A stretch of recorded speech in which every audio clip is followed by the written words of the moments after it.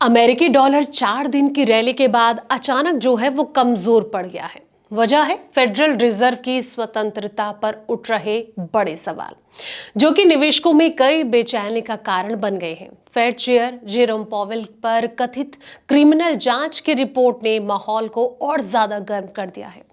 ऊपर से कमजोर जॉब डेटा ने रेट कट की उम्मीदें जो हैं वो बढ़ा दी है। ऐसे में डॉलर इंडेक्स 98.9 के आसपास फिसल गया है। इसके साथ ही ईरान और साउथ अमेरिका में बढ़ते तनाव ने ग्लोबल रिस्क सेंटिमेंट और बिगाड़ दिया है।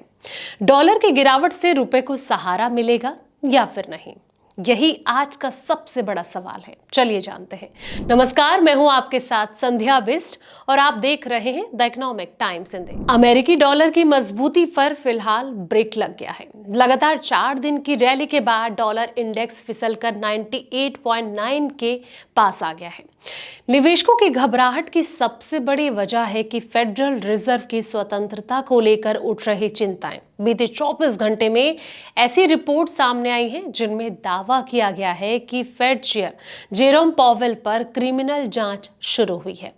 ये जो कदम है दोस्तों, बाजार में इस डर को और ज्यादा बढ़ा रहा है कि कहीं राजनीतिक दबाव फेड की ब्याज दरों की नीतियों को प्रभावित न करने लगे। जेरोम पॉवेल ने खुद चेतावनी दी है कि अगर पॉलिटिकल इंटरफेस बढ़ा तो फेड की जो निर्णय है लेने की जो क्षमता है वो इफेक्ट हो सकती है। पॉवेल ने साफ कहा है कि इस तरह की जांचों का जो असर है केंद्रीय बैंक की निष्पक्षता पर पड़ सकता है।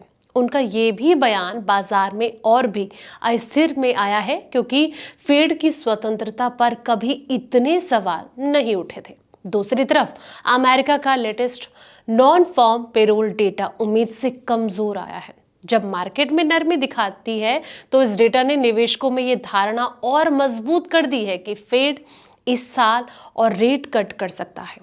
कमजोर जॉब रिपोर्ट के कारण डॉलर पर दबाव जो है वो बढ़ा है और ग्रीन बैंक में नई सेलिंग देखने को मिली है। इसी बीच ग्लोबल लेवल पर भी माहौल शांत नहीं है।